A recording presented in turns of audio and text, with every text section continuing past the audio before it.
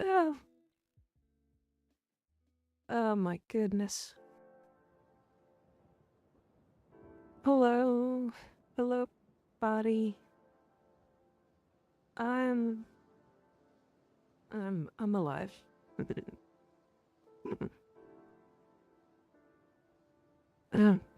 Excuse me. I'm alive. And I'm really having a hard time fighting off that. That was a huge yawn. I don't know if y'all could tell. Um, and I got the hiccups.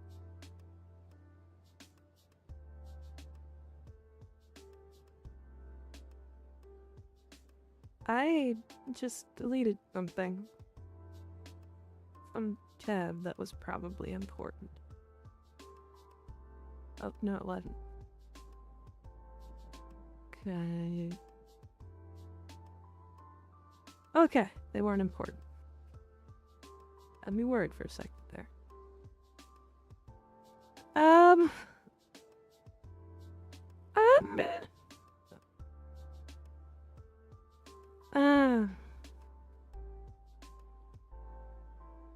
uh, oof. It's kind of cold.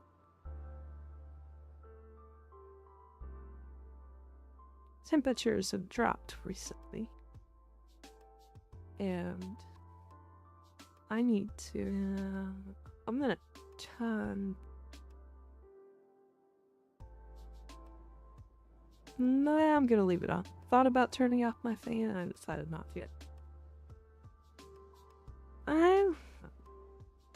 Oh my god. Oh my god, that was a huge yawn.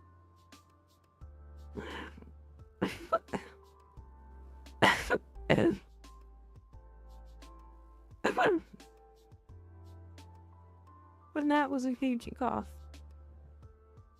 I um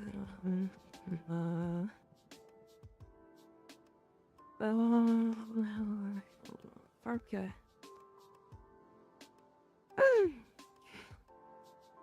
I have a thing that I have to go to on Saturday. And oh, I have some time for my breathing. It depends on how late I sleep. I don't know. I might go visit a historic site.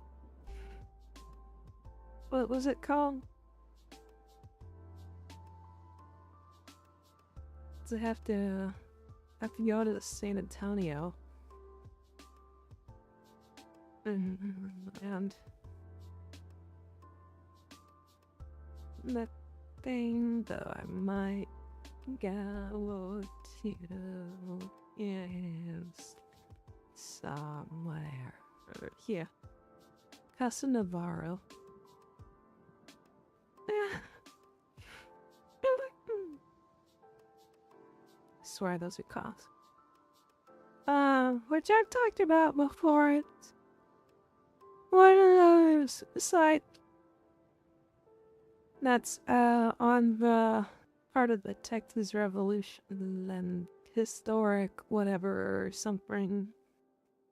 And I think it was it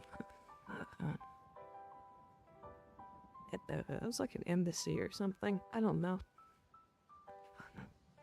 Maybe I'll go see that because I haven't gotten a stamp from it yet. Oh man, I get my shrimp posture all hunched over. Why? Oh, I can't stop yawning. This is terrible. Hang on, I'm gonna turn the fan off.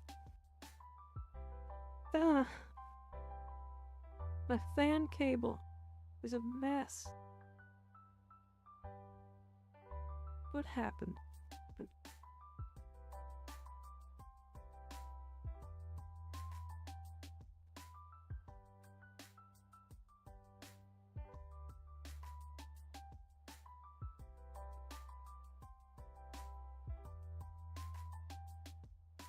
I think that did something. Oh, can't stop coughing now. Yeah, there. Turn my fan down one notch. Hello. There we go. I also keep bumping my microphone. But it doesn't really register for y'all, but it does for me. It's quite loud. How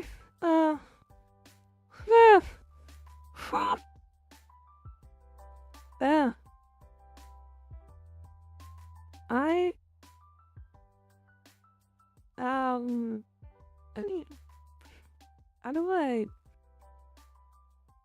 should probably figure out how to add chat to stream. That might be nice for people to like. Well, not people. I have one chatter. But it would probably be nice if that one chatter was able to see their stuff on screen. How do I... Okay, do you know? How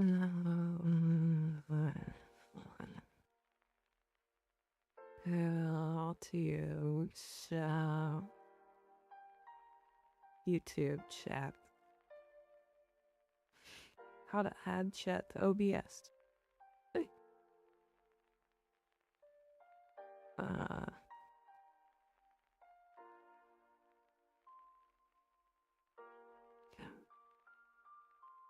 Oh.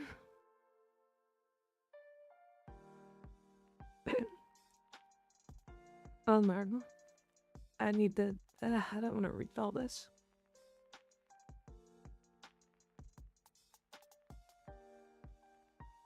You can find your icon from the icon drop down. Choose live from the 3 dots.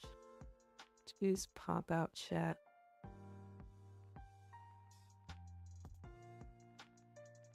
It might be easier just to take a series of screenshots and post them on the thingy.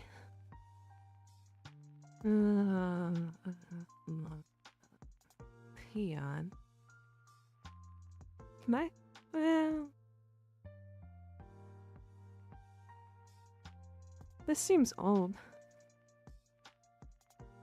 When was this advice made? I wish they had dated it.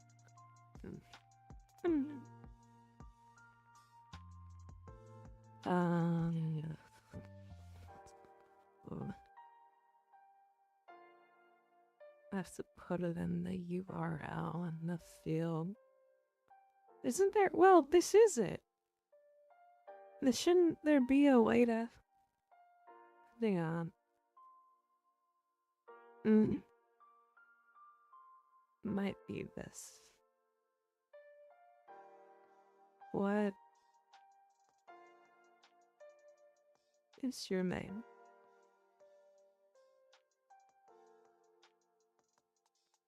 What is your quest?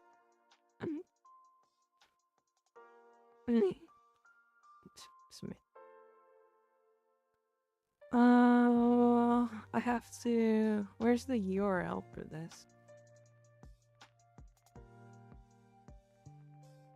Because this is a thing. It's a...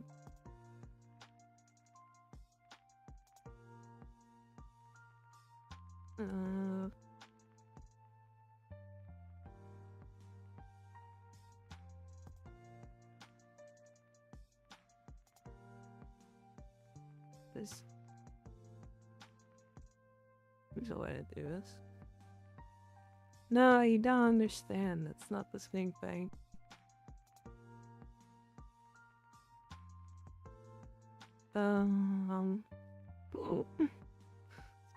Okay, fine. I'll do it through my...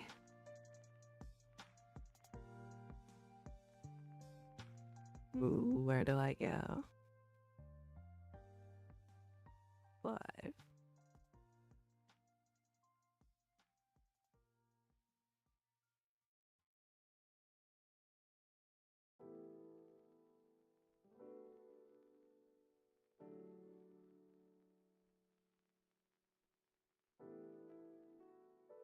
I'll never go away.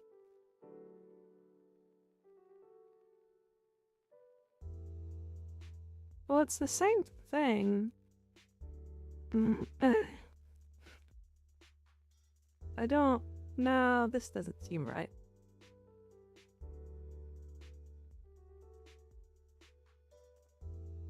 Yeah, you make me a sandwich.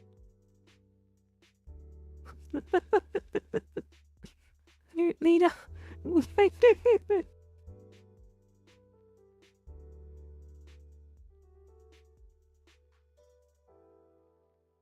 I swear I'm smart.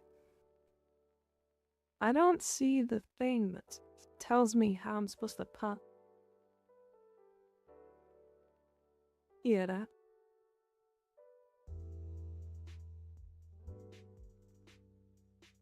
Try.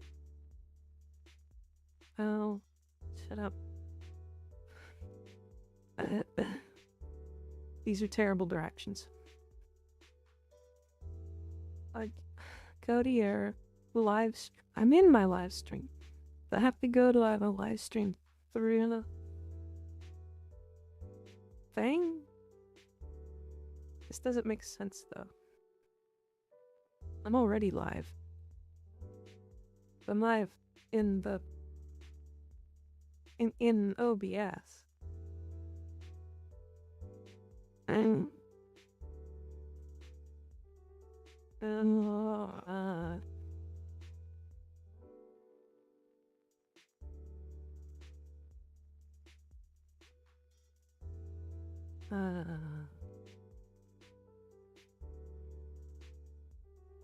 What if it's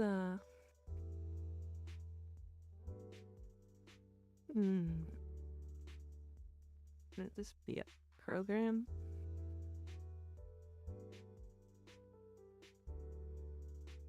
Oh, that worked.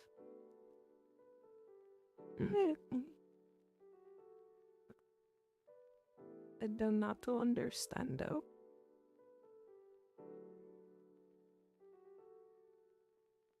Yes, I know you're supposed to put the link in the thing. How are you supposed to get the link?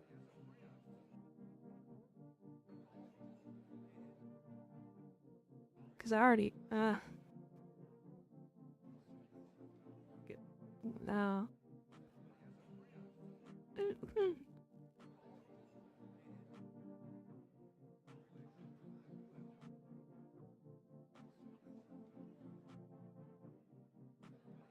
I know this or that. No.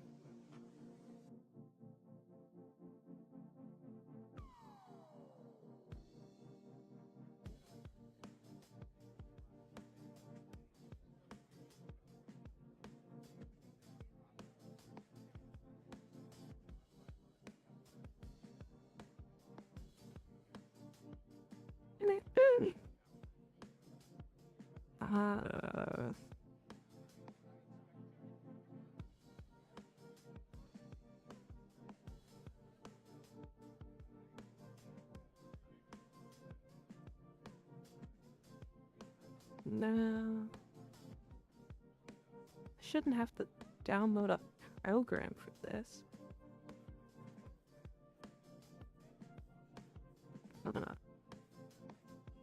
Excuse me. No.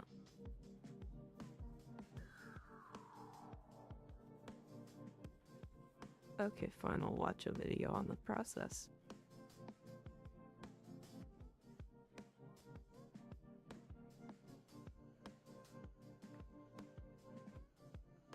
There, that. How did they generate that? Yeah. Well, I have to go to studio? Why would they make this complicated? Because this requires a whole new thing to be open.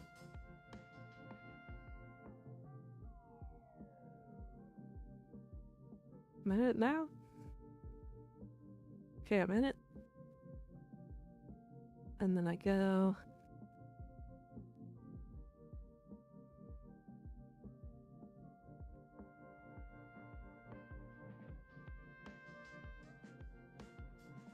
figure, like, find my stream.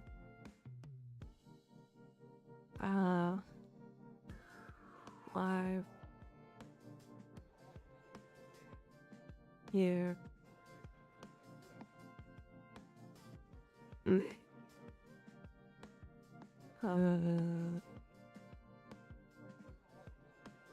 don't see a thing that's like the live chat. Copyright issues for what?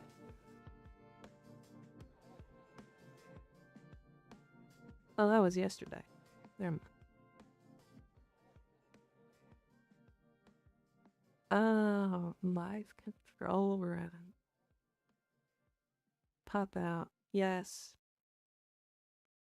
Now this. Okay. Okay. We're being smart. We're smart.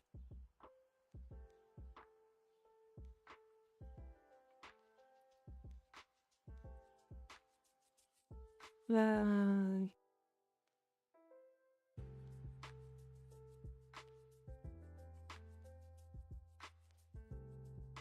we go.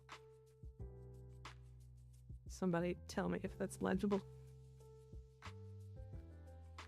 Let's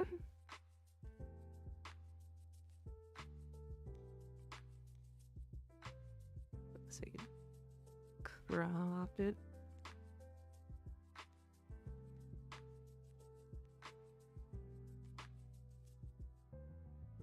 Can you give it a clean background? Let's see.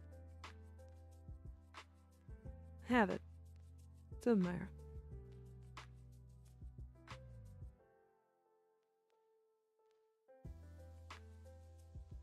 He's using it as a window capture.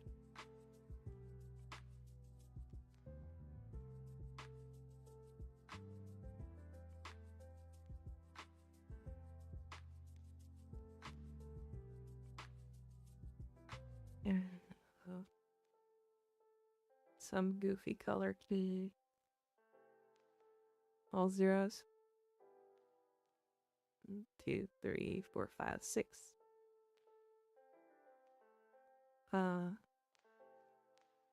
It's slow because not much is going on.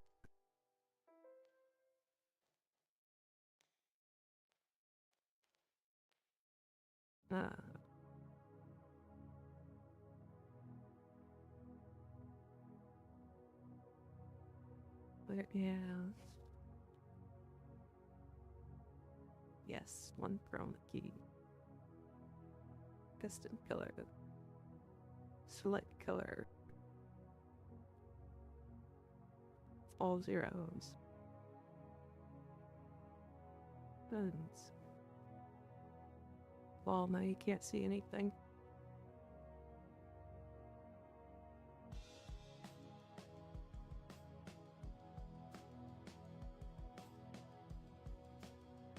Well, that was kind of a waste.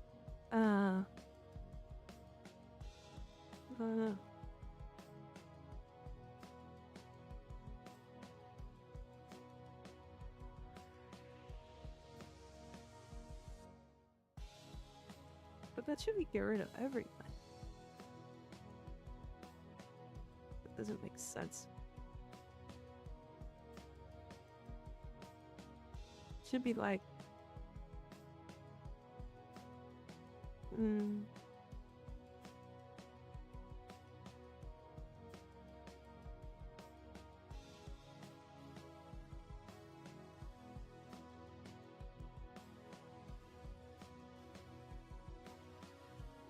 Maybe something close to that. Yeah, no. Never mind. Doesn't work. Come on.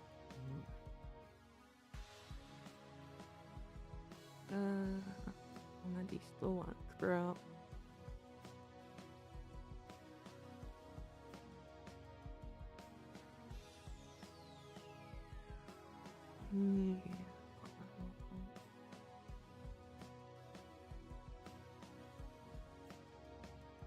Oh, I'll get cropped.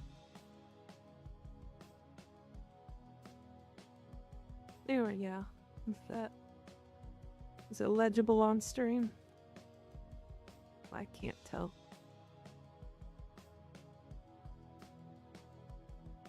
Oh.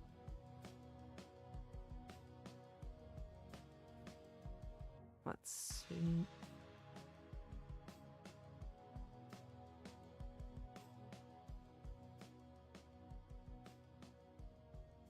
Oh, it's pretty grainy.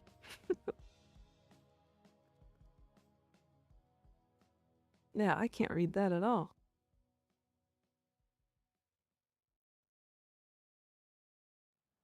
Well, oh, wait. Yeah, it's just me. Oh, I should, okay, so that's why people only have like a few. Okay, let me crop it a little more.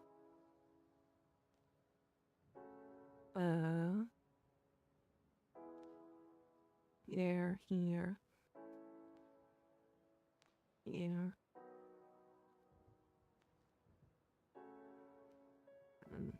Go.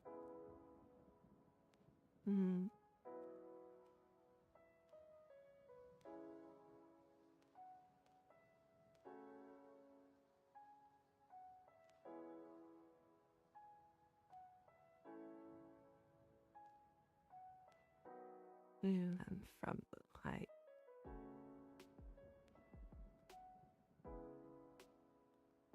I swear I'm professional.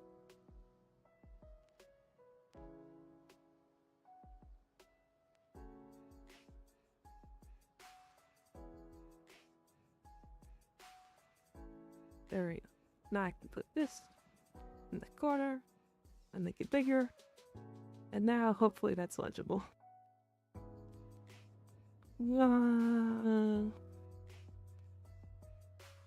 Problem semi-solved.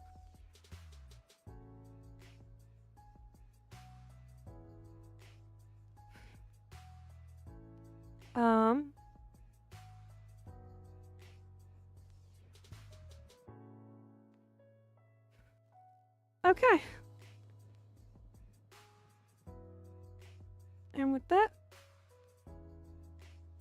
it's time to go. Not really. That's weird. Wow, that's weird. Only had like 2 seconds of audio. How did my thing get restricted yesterday? I mean, it might not have been the audio. Where did it go? It's not actually want to look at that. You go away.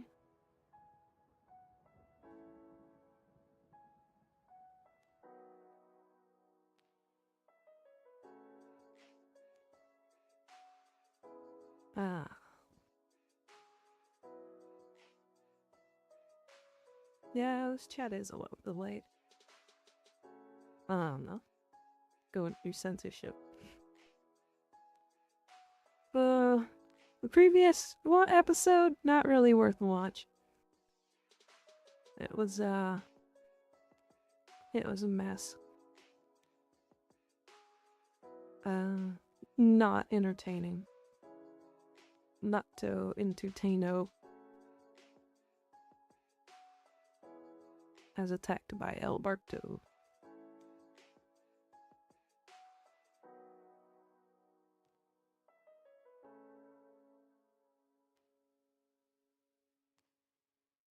Yeah, I have a thing show up for like 2 seconds. Now it's partially blocked. That's goofy. Whatever. Okay, no, I swear that was not worth a watch. You can't convince me otherwise. All I did was complain about work. And then not talk for like 30 minutes. Alright. There's my dying cough. Man, I did not have. It's you know, it's another kind of tough, long work day, and then I have to leave. Not too long. And I just like wiped everything on my screen. There. What were we talking about last time? I can't remember. Oh, you know what I was gonna talk about? Let's Ruri Rocks. So I haven't really. I'm up to like 8 episodes now. I think. Yeah, I think I'm up to 8 episodes now, and I'd say it's a cool little anime about these girls that are.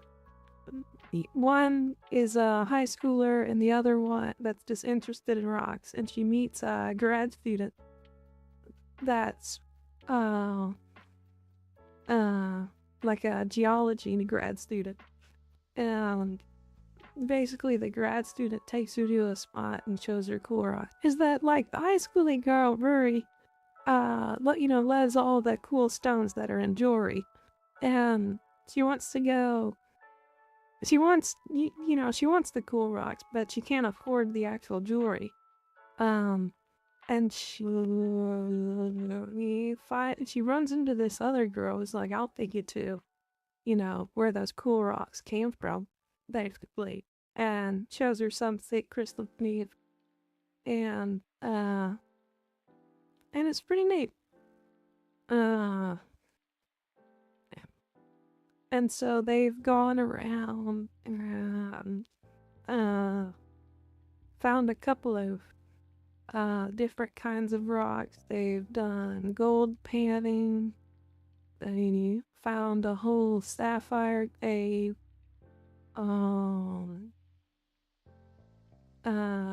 They just found this one cool mineral that was like growing inside of a pipe of a factory.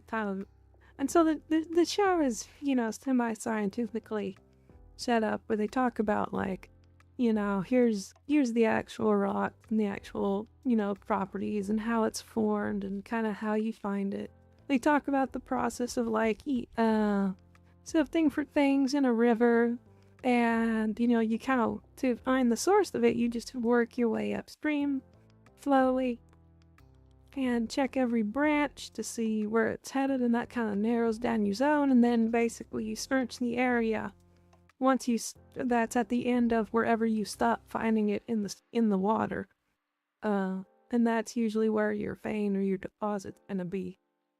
And there's indicator rocks where the certain things grow together. You actually know how those different kinds of gemstones are formed. Then I kicked my desk. Then you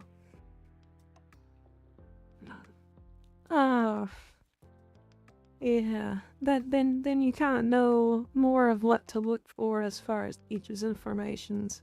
And it's a little bit bragging on Japan because, Japan's a volcanic island, and it's on the mashed point of two tectonic plates, the Pacific plate and the Asia plate, and so there's a time of geologic activity that takes place on the island of Japan and has for a long period of time. So they have one of the most diverse geological biomes. You can basically find almost one of everything there. Because they're, all of that variety of conditions to form a large. I don't know. Not a large, I didn't want to say variety again, of rocks. But yeah. It's a cool show. It's got me into,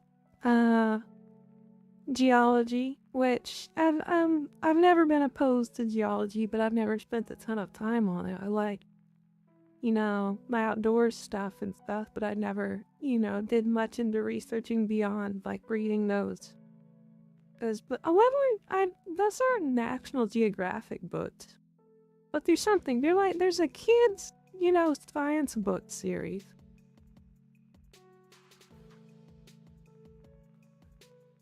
That was in all of the school libraries. And now I'm kind of looking for picture. Ooh, is this it? No, it didn't look like that.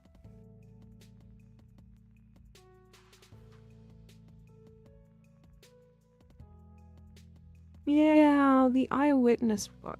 then look, can you add eyewitness books? And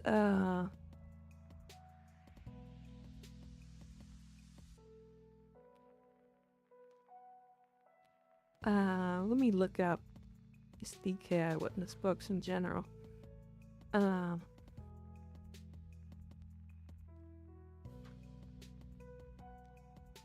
Because they would have, yeah, they had these books that were all nature related, the elements, fossils, mythology, planets, and you know, geology would be one, volcanoes and earthquakes, ancient Egypt, dinosaurs, Titanic, inventions, explorers, you know, ancient civilizations, prehistoric life, arms and armor, pyramid, baseball. And now I'm just reading. Oh, the space exploration one, I definitely remember.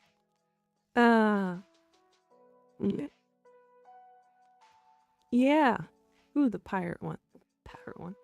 Yeah, those were in like all my school libraries and stuff, and it had like, you know, every science-ish topic that you could ever, you know, want to read about. And so that's that's about the extent of my geology information, is that in the play that I was in school.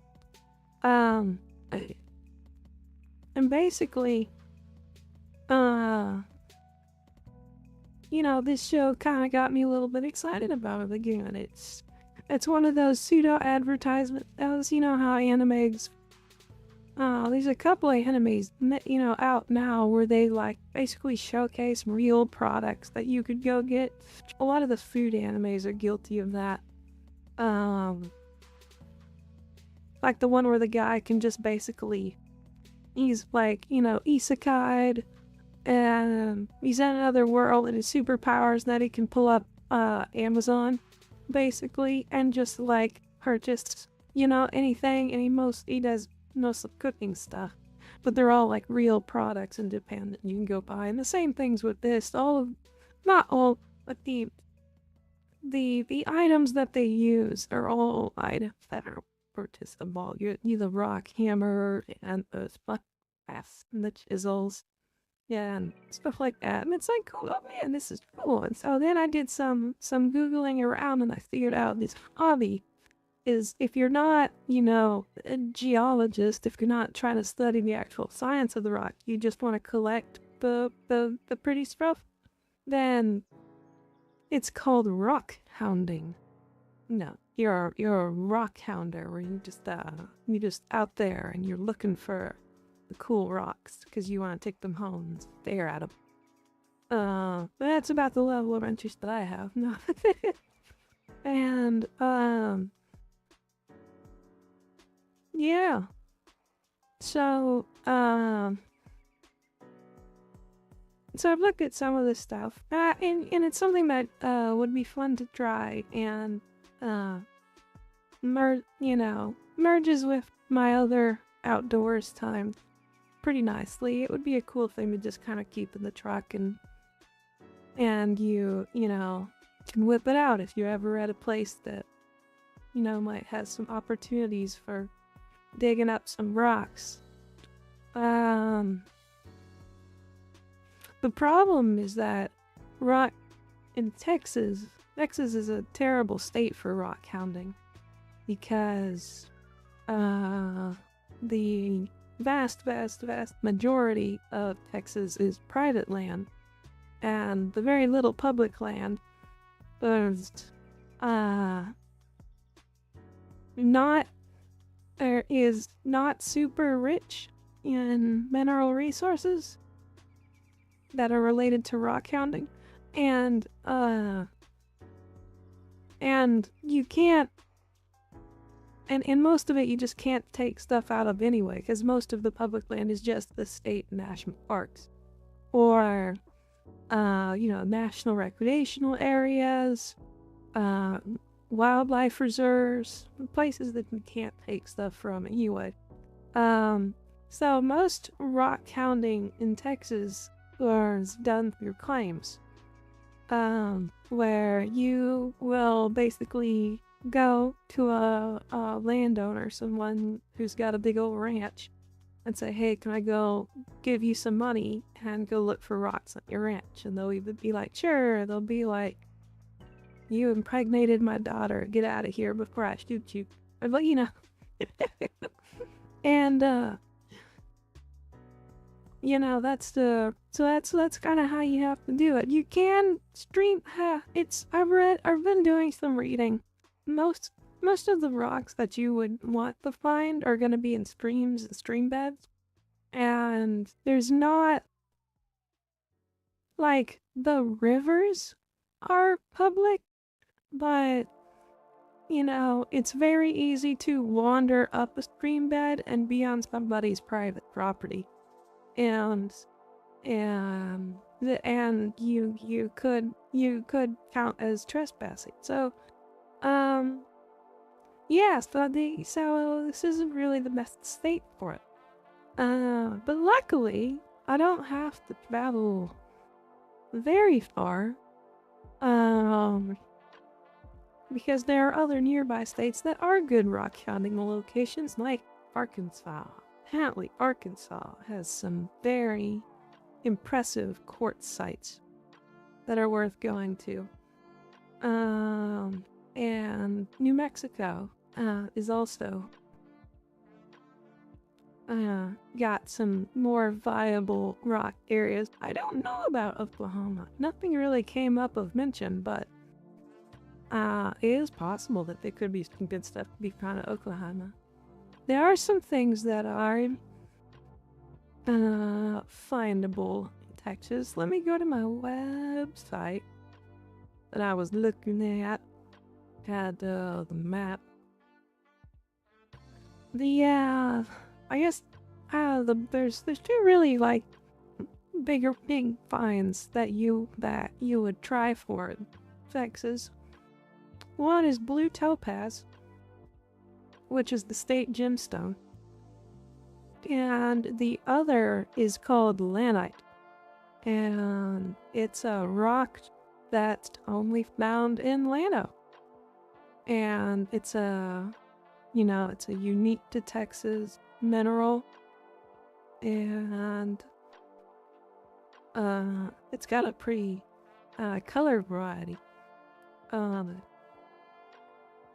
So those are kind of the major things to look for in general. Other things of note. Let's see, in Texas, flint or chert, which is what which is what Stone Age and Native American tools were made out of, where you would basically take a hammer rock and break off a piece of chert. Was more common and available, especially in South Texas. And flint, we do have a famous flint spot called the Alabates Flint Quarries. And what's fancy about the Alabates Flint Quarries is that they are the only place in the world that has multicolored flint. And I got to go see it a while back, and it was very cool. And I actually got to take some home with me. They call it nap. So napping is the process of breaking the flint into pieces and making it into tools. And I got to take a chunk of flint home with me, and I got to take home a hammer rock. Because I took the tour and we're taking the guided tour with the Rangers until they like rock. It's a pretty cool site though. So it's the flint. It's just in this one little range of hills. It's really not that much area at all, and it's only on the very top of the hill in these little pockets, and when you go up there, a quarry doesn't look like much now, but you didn't have to dig very deep. So basically, they would only just dig down past the surface layer to the flint that wasn't exposed to the outside air. Because when flint is exposed to outside air, it goes through a hardening process. It becomes really brittle and not good to work with. And so you want the chunks that are underneath it. And so that is the only place that flint can be found, and it's cool because people have found Alabate's flint spread all over the world. They got traded to every continent, which is really cool. So that's a cool rock to go find in Texas. Another thing that we have a lot of here is fossils. Fossils, shark teeth, like prehistoric shark teeth, dinosaur footprints, fossil impressions, fossilized coral, and then, you know, the more popular, the shell fossils. I forget what this guy is called. The little spirally guys.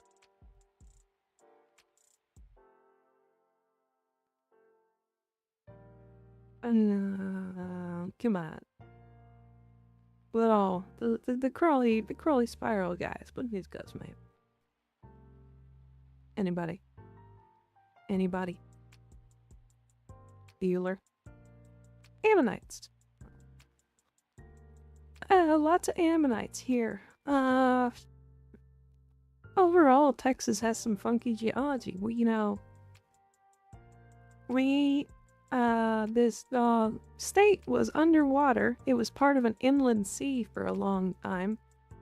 And then a couple of formations got pushed up. And that's, the Balcones fault line and the area where the Guadalupe mountain range is. And on top of the Guadalupe mountain range, a reef formed. And so you can see a whole bunch of fossilized stuff at the very top of the Guadalupe Mountains. And we also had a spot of volcanic activity, and that was in Big Bend. That's the most major kind of volcanic site of Texas, so cool rocks to go find over there. It's actually partially closed right now, not because of the shutdown. Well, I guess in addition to that affects all the parks, but Big Bend is also undergoing some renovations in the Chisos Basin area. They're redoing the hotel and the restaurant and all of the living facilities that were there, and I think the roads as well. So I think that's like a 2-year project where stuff in the base is going to be closed. So if you're planning a trip out there and you want to go climb Emery Peak, you have to hike from the outside in. You have to climb over the rim to get into the actual basin. Because none of the trails that start in the basin are open. But it's still worth a visit. I wouldn't skip Big Bend just because of that. The national park is huge and very spread out, and there's a lot to do, even if you can't go into the basin. I mean, the last time I was there, I filled out almost 4 days of stuff that wasn't in the basin. And then there's a ton of things out around it. The Big Bend State Park is most notable. Doing float trips on the Rio Grande. Using crossing the Mexico, and there's a fun little town of Boquias. And then other stuff that's around the area, Fort Davis,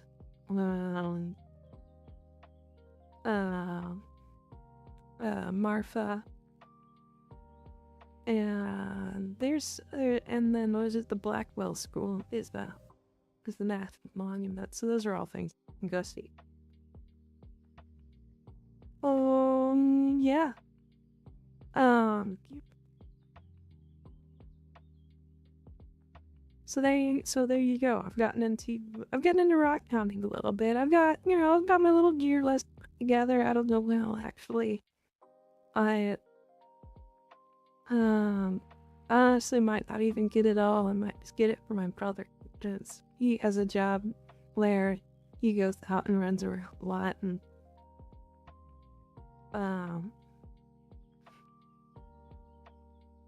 uh, goes to other states that would be more viable for collecting minerals and stuff, and I'm sure he's already got a ton of with bosses and stuff, uh, so I might get that for him instead. I don't know. I've got a long book there. There's a lot of things to tick up. What did I actually wrote him out for day.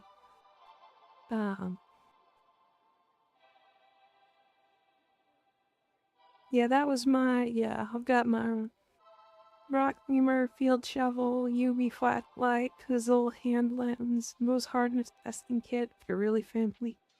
I still had some climbing gear to go through. Ascenders, descenders, paving knife, which is kind of obstacle, but they look fancy. Cave padding, and then trad climbing gear, cams, nuts, accent, slings, crack gloves, and pulleys, and the ice climbing, ice axe, crampons, cordlets, a pressing set, gloves, goggles, ice screws, avalanche shovel, and avalanche probe.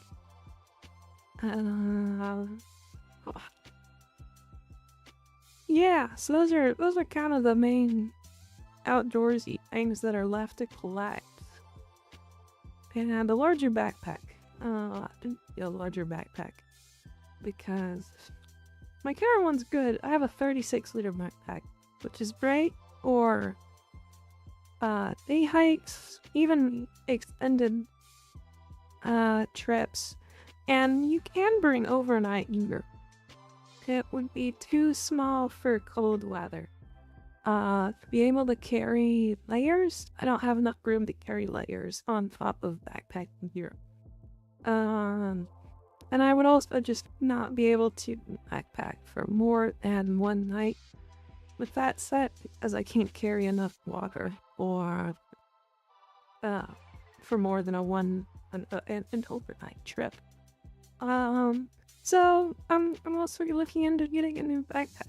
I like the style. It's an Osprey. I don't remember.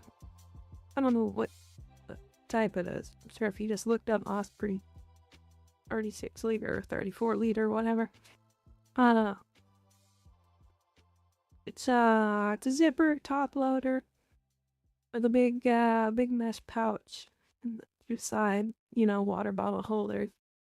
It's a good set. It does well. But I would need a what's it called? I don't know.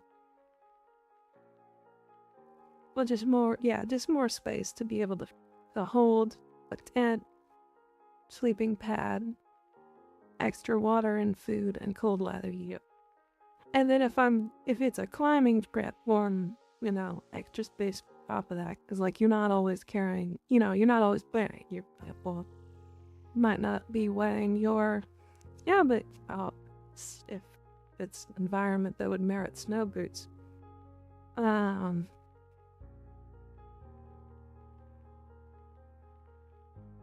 I don't know. I mean,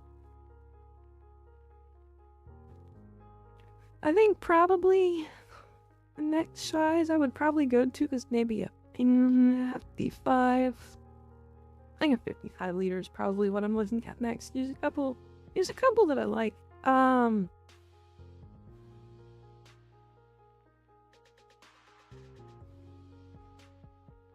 Enlightened equipment?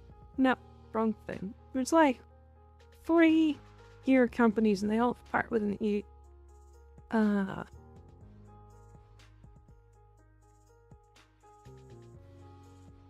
Evolved Supply Co. Those of you that want backpack content, you know exactly what Evolved Supply Co. is about, as it's a channel of a popular backpacking YouTuber. He's designed a pair of backpacks. Yeah, and how big is this large pack?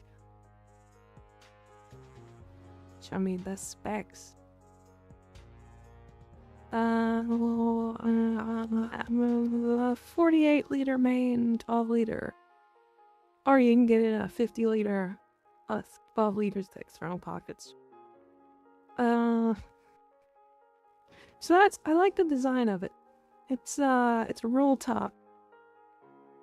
And it's kind of, it's set up to be able to accommodate mountainous happy things. I think he took it to the Himalayas. Darwin on the trail. Yeah, he did like a Himalayan base camp hike when it. So that's what I've been looking at. The problem is, I have an REI gift card that I haven't spent yet from my birthday. And so I might just wait on whenever backpacks go on sale for Christmas and use my card and get something like that instead. But there's other things that I could spend that card on. Getting a... Well, no, I don't need that. I have a sleeping pad. I have a good sleeping pad with a R value of 4. And I have an installation mat that I can put underneath it, or that adds another 2. So I don't really need to get a super sleeping mat. That would only just kind of pack down my size, get a bigger pack. You know, that and can be carried on the outside. Well, then that doesn't matter. The other... well, what else? I have my cold weather sleeping bag. I don't really need to pick that up either. I like my high poles. I want cheap ones. I want, whatever is like those ones that you get off Amazon. It's like the Amazon trekking pole.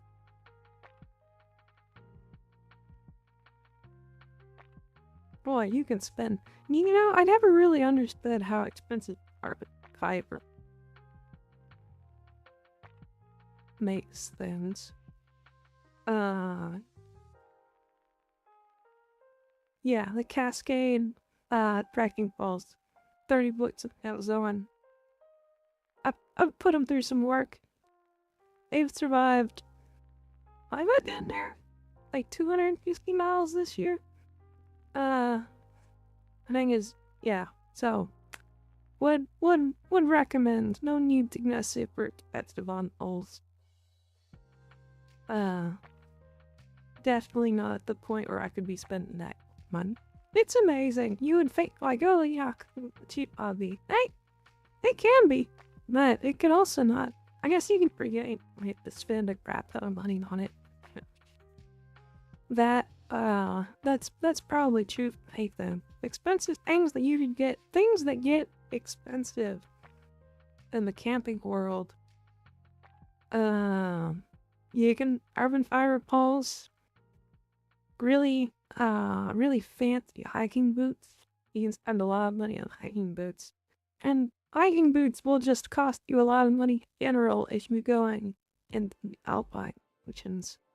And you have to start wearing boots that will keep you from getting frostbite. And then, you know, that money's worth spending. I'd hate to lose a toe because I was saving $100 and now. But I'm not doing anything like that yet. Backpacks. I mean, yeah, you could. There's designer backpacks that you can spend a lot on, but honestly, the top quality backpacks, will only wreck you a couple hundreds, so. There's a new backpack design that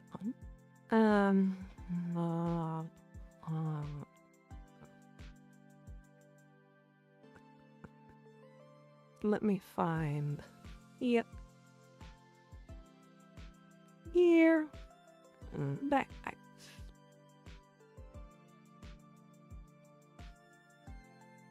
Yeah, Arn packs. Couple of Kiwis put this together. Which is the thing. It was funny that I saw people commenting on this, and they were like, "Oh man, we've been doing that forever. You guys discovered front pack." Basically, what it is it's a backpack that also has massive front pouches.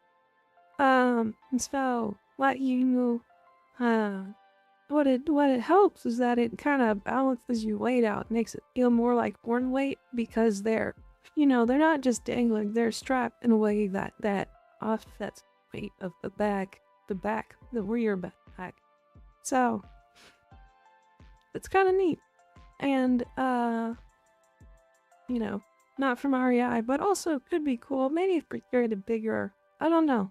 What is their size? One. It's a 43 liter. Yeah, I feel like I want to get bigger than that. Because if I'm only stepping out 10 liters at a time, doesn't really make sense. You go from a 30 to a 40, 30 something to a 40 something. It's not quite enough.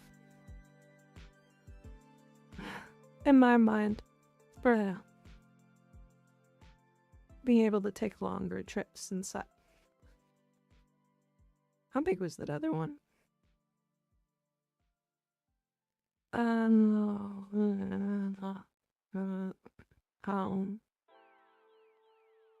Yeah, 58 or 50 with 12 liter.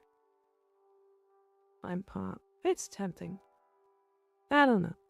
I'll go to the shop around me to see. That's a nice thing about REI is that you can go and actually wear the backpacks.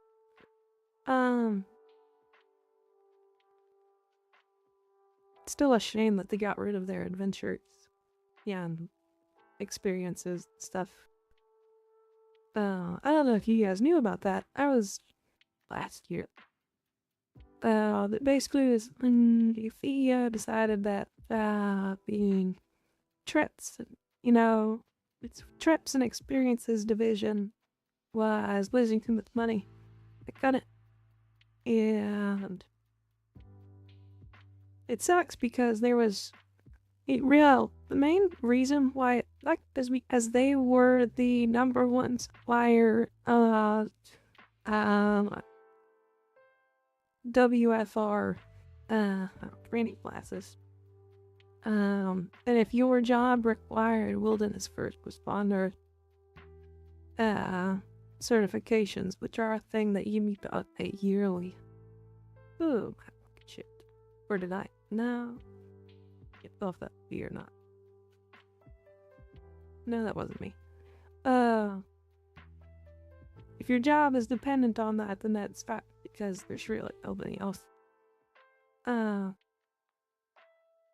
offered it as broadly as REI. They were everywhere, and you could get into a class anywhere. WFR and WFAs. So that was a big bummer. And then, I had signed up for quite a few classes right when Pinballs. Because I was getting into some new territory before, and so I signed up for a bunch of classes, and the only thing that I was able to take because before the deadline was the orienteering class. So it was nice to kind of do some formal math that come this trip. Certainly am appreciative having that skill while I was out in the wild, but it would have been nice to have gotten that other stuff in. I haven't really looked around since then to see, or at least offering the WFR classes. To me, I feel like that's important because I take friends on trips, and, you kind of feel responsible. You're the one that's like organizing and everything, and it would be comforting, at least to me, to know how to do all of the proper medical checks. I have, just the basic CPR certification stuff, so it's not like I know nothing, but there's stuff that's wilderness specific that's, got some value to it.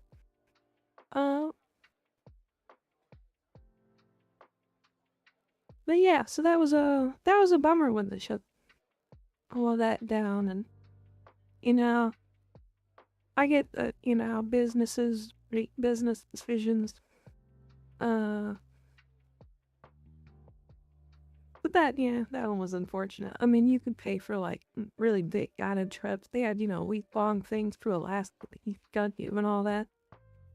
And it was a place to work for people that were, for the guides. I don't even, all of those guides, scattered to the winds. Not there ever be able to contact them again unless they start independent business or something.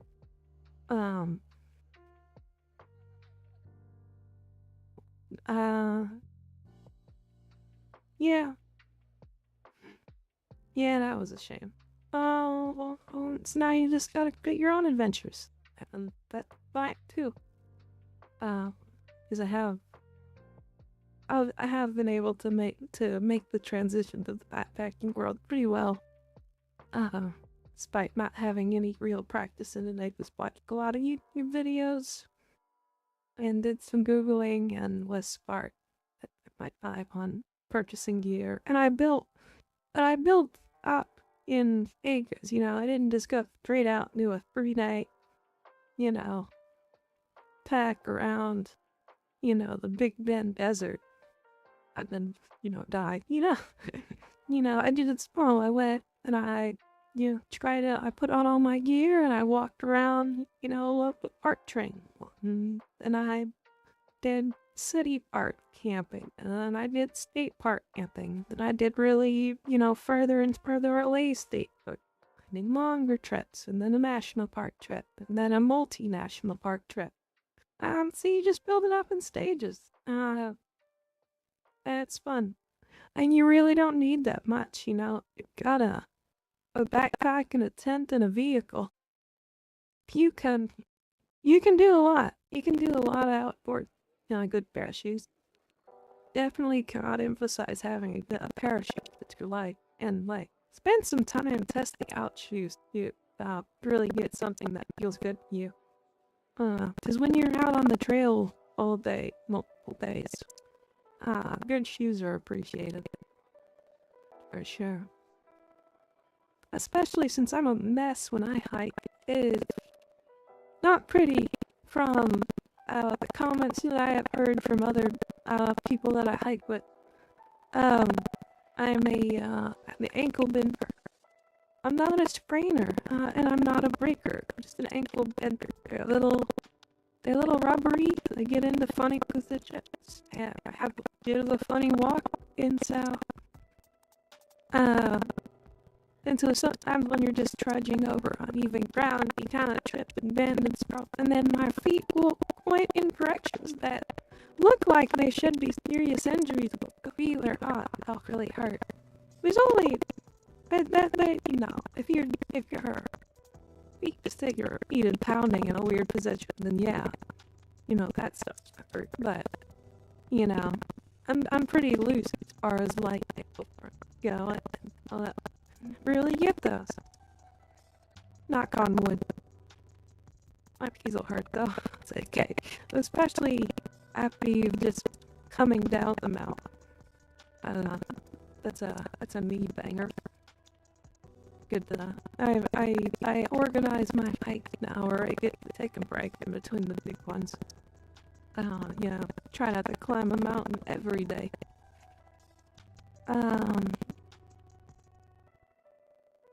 Getting in better shape for that wouldn't hurt too, and I'm not doing the best job of staying in shape. I eat I don't want to say 10, but it might have been 10 cupcakes. It might have been 10 cupcakes a day, and that's bad. I know that's bad. They were really bad. They were brought to our office. My coworkers brought them, and they're like Halloween-themed cupcakes. They were chocolate, and they had the Halloween-themed sprinkles on them, and then they were It was a big cupcake, and inside was a smaller orange cupcake. So the chocolate on the outside, the small orange cupcake in the middle, and then on top of the smaller orange cake, but still within the chocolate, was one of those little, what are those little, how do you say 'em? It was like an Oreo. And so all of that, covering a chocolate cupcake and some sprinkles was pretty deadly. And they brought a lot, so I was able to eat a lot, and it was really good. They completely ruined my. I'm gonna have to crash diet or, my upcoming dance contest. Because that's right now, I would not be able to put into my, yeah, it wouldn't be great. I certainly wouldn't look good in pictures. Which is really funny that that's still like number one for me. Still look good in pictures. Do I maintain it all the time? No. I fluctuate, 10 to 15 pounds. A lot. Just, drop it all in a month or so. Wow. I take a trap or I contact, and then I gave it back later because then it's like, I don't have to do my hardcore eating.